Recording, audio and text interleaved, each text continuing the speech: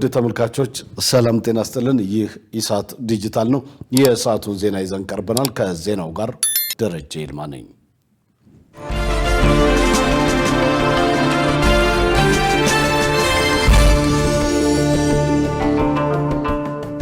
ትውልደ ኢትዮጵያውያን በአምራች ኢንዱስትሪ ዘርፍ እንዲሳተፉ ጥሪ ቀረበ። የኢንዱስትሪ ሚኒስትር መላኩ አለበል ኢትዮጵያ ኤክስፖርት ተኮር ፖሊሲ የምትከተል መሆኑን በመገንዘብ የሀገር ውስጥና የውጭ ባለሀብቶች እንዲሁም ዳያስፖራው በኢንዱስትሪ ልማት እንዲሳተፍ ጥሪ አቅርበዋል። ኢትዮጵያ የምትከተለው ኢንዱስትሪ ልማት ከ95% በላይ ታዳሽ ኃይል መሰረት ያደረገ ነው ያሉት ሚኒስትሩ ለዘላቂና በዓለም አቀፍ ደረጃ ተወዳዳሪ ለሆነ ኢንዱስትሪ ልማት አመቺ መሆኑን ገልጸዋል። አቶ መላኩ የሀገራችን የኢንዱስትሪ ልማት የአይዲዮሎጂ ጉዳይ ሳይሆን ከሀገራዊ ትንተና ተነስቶ ዜጎችን ተጠቃሚ በማድረግ አዋጪ የገቢ ምርት መተካት ነው ብለዋል። ኢትዮጵያ በዓለም አቀፍ ደረጃ ተወዳዳሪ በሚያደርጓት ምርቶች ላይ ኤክስፖርት ተኮር ፖሊሲ የምትከተል መሆኑን በመገንዘብ የሀገር ውስጥና የውጭ ባለሀብቶች እንዲሁም ዳያስፖራው በኢንዱስትሪ ልማት ተሳትፎ ሊያደርግ ይገባል ሲሉ ጥሪ አቅርበዋል። የካፒታልና የቴክኖሎጂ አቅም ባላቸው የውጭ ባለሀብቶች ላይ ትኩረት ማድረግ እንደሚገባም ለኢፌዴሪ አምባሳደሮችና ዲፕሎማቶች ማሳሰባቸውን ከተቋሙ ያገኘነው መረጃ ያመለክታል። የኢንዱስትሪ ሚኒስትር መላኩ አለበል ኢትዮጵያ ፈጣን የኢንዱስትሪ ሽግግር ማድረግና ከዘርፉም በላቀ ደረጃ ተጠቃሚ መሆን እንዳለባት ታምኖበት እየተሰራ መሆኑን በመግለጽ ለዚህም የኢትዮጵያ ታምርት ንቅናቄ አንዱ ማሳያ መሆኑን አመልክተዋል። የኢትዮጵያ ሜትሮሎጂ ኢንስቲትዩት የሌሊትና የማለዳ ቅዝቃዜ እስከ ታህሳስ መጨረሻ እንደሚቀጥል አስታወቀም። የሌሊቱና የማለዳው ቅዝቃዜ እስከ ታህሳስ ወር መጨረሻ ድረስ በተለይም በደጋማ የሀገሪቱ አካባቢዎች ተጠናክሮ እንደሚቀጥል የኢትዮጵያ ሜትሮሎጂ ኢንስቲትዩት አስታውቋል። ኢንስቲትዩቱ ለጋዜጣ ፕላስ በላከው መረጃ እንዳመለከተው ከሳይቤሪያ የሚነፍሰው ከፍተኛ የአየር ግፊት ወደ ኢትዮጵያ የሚዘልቅ በመሆኑ ደረቅ ፀሐያማና ነፋሻማ የአየር ሁኔታ በአብዛኛው የሀገሪቱ ክፍሎች ይስተዋላል። በተለይም በሰሜን፣ በምስራቅ፣ በመካከለኛውና በደቡባዊ ደጋማ አካባቢዎች የሌሊቱና የማለዳው ቅዝቃዜ ከ5 ዲግሪ ሴልሺየስ በታች ሆኖ ሊመዘገብ እንደሚችል ጠቁመዋል። ይህ ቅዝቃዜ እስከ ወሩ ማጠናቀቂያ ድረስ የሚዘልቅ በመሆኑ ህብረተሰቡ አስፈላጊውን ጥንቃቄ እንዲያደርግ ኢንስቲትዩቱ አሳስቧል። የኦሮሚያ ክልል ንግድ ቢሮ በህገወጥ ነጋዴዎች ላይ አስተዳደራዊ እርምጃ መውሰዱን ገለጸ። በሌላ በኩል በክልሉ በአምራቾችና በነጋዴዎች መካከል ያለውን የገበያ ትስስር ለማሳለጥ በትኩረት እየሰራ መሆኑን ቢሮ አስታውቋል። ገነት ዘዘው ህገወጥ ነጋዴዎች ያለምንም ምክንያት በኢንዱስትሪና በግብርና ምርቶች ላይ ዋጋ እንደሚጨምሩ በሸማቹ ማህበረሰብ በኩል በተደጋጋሚ ይገለጻል። በዚህ መነሻነት በኦሮሚያ ክልል ምርት በመደበቅ አላስፈላጊ የገበያ አለመረጋጋት እንዲፈጠር በሚያደርጉ ነጋዴዎች ላይ ምን እርምጃ ተወሰደ ሲል ኢሳት የክልሉን ንግድ ቢሮ ጠይቋል። በቢሮው የንግድ ውድድርና የሸማቾች መብት ጥበቃ ዳይሬክተር ታደለ ኦሊ በሰጡት ምላሽ በክልሉ በግብርና በኢንዱስትሪና ሌሎች ምርቶች ላይ ዘላቂ የዋጋ መረጋጋት ለመፍጠር እየተሰራ ነው ብለዋል። በዚህ መሰረት አምራቾች ምርቶቻቸውን በተገቢ ሁኔታ ለነጋዴዎች እንዲያስረክቡ አስፈላጊውን የገበያ ትስስር የመፍጠር ተግባር እየተከናወነ እንደሚገኝ አስረድተዋል። ምርቶች በበቂ ሁኔታ ለገበያ እንዲቀርቡና ለሸማቹ ማህበረሰብ እንዲደርሱ የቅዳሜና የእሁድ ገበያዎችን የማስፋፋት ስራ መሰራቱንም አመልክተዋል። አሁን ላይ በክልሉ በሁሉም አካባቢዎች ከ600 በላይ የቅዳሜና የእሁድ ገበያዎች መኖራቸውን ጠቁመው በቀጣይ በማዕከላቱ የሚቀርቡትን ምርቶች ጥራት፣ መጠንና አይነት ለማሳደግ ጥረት እንደሚደረግ ተናግረዋል።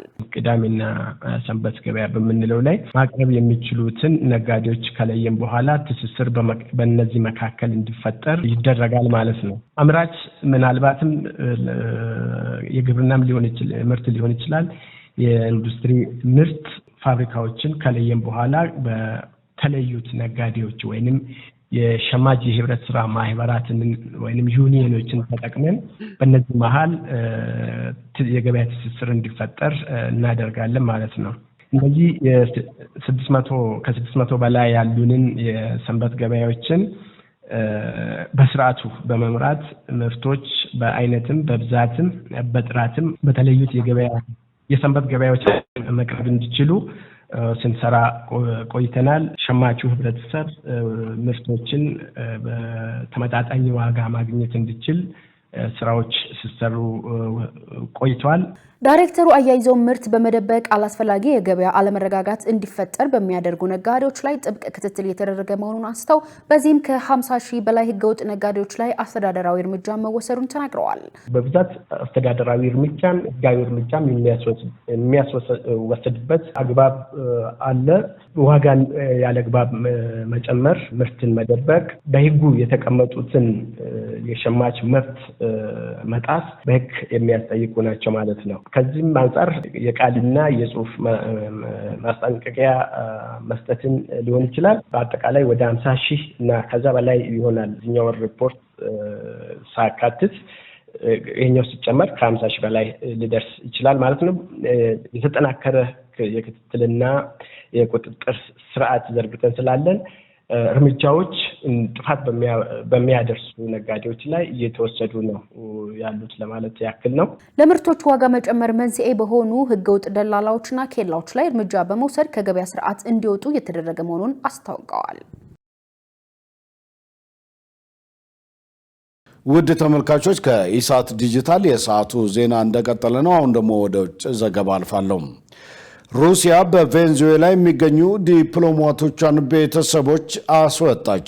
ሩሲያ እርምጃውን የወሰደችው አሜሪካ የቬንዙዌላን ነዳጅ ጫኝ መርከቦች መያዟን ተከትሎ ሲሆን የኤምባሲ ሰራተኞች ለቀው ወጥተዋል መባሉን ግን አስተባብላለች። ሸሪፍ ኢማም ተጨማሪ አለው። የሩሲያ ውጭ ጉዳይ ሚኒስቴር የዲፕሎማቶችን ቤተሰቦች ከቬንዙዌላ ማስወጣት መጀመሩን የአውሮፓ ደህንነት ባለስልጣናት ሰኞ ዕለት ለአሶሺየትድ ፕሬስ ነግረዋል። ይህ የሆነው አሜሪካ ሶስተኛውን ማዕቀብ የተጣለባት የነዳጅ መርከብ በካሪቢያን ባህር ላይ መቆጣጠሯን ተከትሎ ነው። የዲፕሎማቶችን ቤተሰቦች ማስወጣት የተጀመረው አርብ ዕለት ሲሆን በዚህም ሴቶችና ህጻናት ተካተዋል። የደህንነት ሰራተኞች እንዳስታወቁት የማይሆን ሁኔታ በመስተዋሉ የሩሲያ ባለስልጣናት ሁኔታውን ገምግመው ከውሳኔ ላይ ደርሰዋል። ለቀው የመውጣታቸው ሁኔታ የሚያሳየው በደቡብ አሜሪካዊቷ ሀገር መረጋጋት በመታጣቱ ነው። ለዚህ ደግሞ የትራምፕ አስተዳደር ባለፉት 4 ወራት በፕሬዝዳንት ማዱሮ መንግስት ላይ ውጥረት እንዲባባስ አድርጓል። ሰኞ ጠዋት ላይ ከ10 በላይ የሚሆኑ የዲፕሎማቲክ ሰሌዳ የለጠፉ ተሽከርካሪዎች በካራካስ ሩሲያ ኤምባሲ በር ላይ ተስተውለዋል። ይሁን እንጂ ከሩሲያ ኤምባሲ ቅጥር ግቢ ሰራተኛ ሲገባም ሆነ ሲወጣ አልተስተዋለም። ተሽከርካሪዎቹ ከሰዓት ላይ ቀደም ብለው ከአካባቢው ሄደዋል። ዋይት ሃውስም ሆነ ክሬምሊን በጉዳዩ ላይ አስተያየት ለመስጠት አልፈቀዱም። የቬንዙዌላ ውጭ ጉዳይ ሚኒስትር ዩቫንጊን እንዳሉት ሰኞ ዕለት ከሩሲያ ውጭ ጉዳይ ሚኒስትር ሰርጌይ ላቭሮቭ ጋር በስልክ ተነጋግረዋል። በዚህም አሜሪካ እያደረገች ላለው እገዳ የሞስኮን ድጋፍ ጠይቀዋል። የውጭ ጉዳይ ሚኒስትሩ ጊል በመርከቦቻቸው ላይ የሚፈጸም ጥቃት፣ ከህግ አግባብ ውጭ የሚፈጸም ግድያ፣ ህገወጥ የባህር ላይ ውንብድና በካሪቢያን እየተፈጸመ ነው ሲሉ ዋሽንግተንን ወቅሰዋል።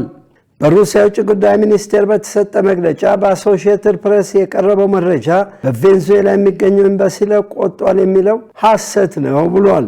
መግለጫው አክሎም ተግባራዊ አቀራረብ ያለው የትራምፕ አስተዳደር መጥፎ ድርጊት እንዳይፈጽምም ተስፋ እናደርጋለን ብሏል። በተጨማሪም ቬንዙዌላ የሩሲያ ወዳጅ ሀገር ናት። እናም አሜሪካ የምዕራቡን ንፍቀ ክበብ አላስፈላጊ ሁኔታ ውስጥ ሊከት የሚችል ድርጊት ውስጥ እንደማትገባ ሞስኮ ተስፋ ታደርጋለች ብሏል።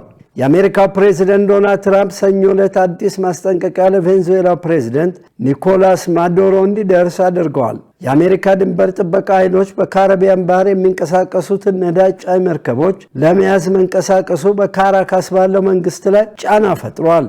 ትራምፕ በከፍተኛ የደህንነት አማካሪዎች ተከበዋል። የውጭ ጉዳይ ሚኒስትሩ ማርኮ ሩቢዮ እና የመከላከያ ሚኒስትሩ ፒት ሄግዝን ጨምሮ ለ4 ወራት የቀጠለው ክትትል በቬንዙዌላ ላይ ጫና መፍጠሩና ማስፈራራቱ ተጠናክሮ ቀጥሏል። ትራምፕ ለማዱሮ እንዳሉት አንዳች ነገር ለማድረግ ከፈለገ መጥፎ ነገር ካደረገ የመጨረሻው ይሆናል፣ ሁለተኛ እንደዚህ አይነት ድርጊት እንዳይፈጽምም ብለዋል። የባህር ኃይላቸው አዲስና ትልቅ የጦር መርከብ ለመገንባት ያለውን እቅድ ሲያሳውቁ ትራምፕ የመጀመሪያ የቬንዙዌላ መርከብ ስትያዝ እንደተናገሩት አሜሪካ ማዕቀብ ትጥላለች በቬንዙዌላ ላይ ብለዋል። ማዱሮ በስልጣን ላይ የሚቆዩበት ጊዜ እያበቃ ነው ብለዋል ደጋግመው። ዜናውን ስናዘጋጅ ቱርክዬ ቱዴይ እና ሲቢሲን በመረጃ ምንጭነት ተጠቅመናል።